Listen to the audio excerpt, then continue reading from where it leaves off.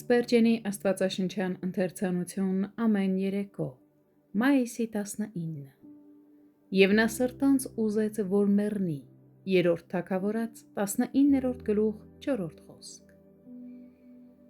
Ուշագրավ փաստ է, որ նա, ով երբեք չէր մեռնելու, ում համար Աստված անհամեմատ ավելի լավ բաժին էր նախատեսել,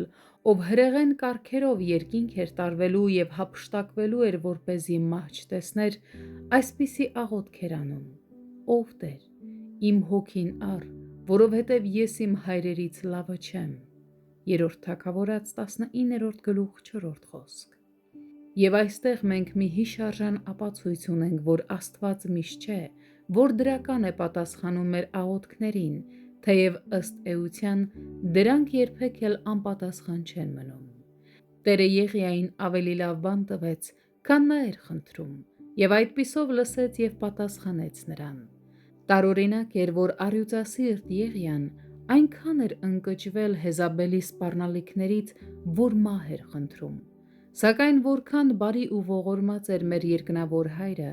որ չկատարեց իր հուսահատ ծառայի խնդրանքը։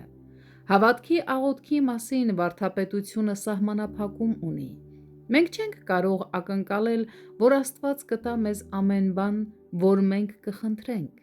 Մեզ հայտնի է, որ երբեմն մենք խնդրում ենք և չենք ստանում, որովհետև չար կերպով ենք խնդրում։ Հակոբոս 4-րդ գլուխ 3-րդ խոսք։ Եթե մենք խնդրում ենք այն, ինչ նա չի խոստացել, և խոնարհության ու հնազանդության հոգու փոխարեն հակառակության հոգով ենք մոտենում նրան,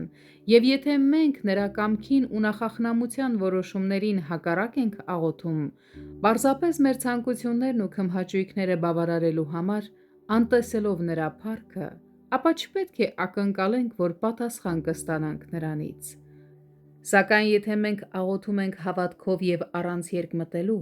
ապա եթե նույնիսկ չստանանք այն, ինչ խնդրում ենք, այնուամենայնիվ դրան համարժեք և երբեմն նույնիսկ ավելի լավ բարիքներ կստանանք։ Ինչպես մեկն ասում էր. «Եթե Տերը արծաթով չվճարի, ապա ոսկով կվճարի, իսկ եթե ոսկով էլ չվճարի, ապա ադամանդներով կվճարի»։ Եթե նա չի տալիս քեզ քո խնդրածը, ապա վստահ եղիր, որ դրա փոխարեն նա քեզ մի բան կտա, որը մեծ ուրախություն կպատճառի քեզ։ Ուրեմն, թանկագին բարեկամ,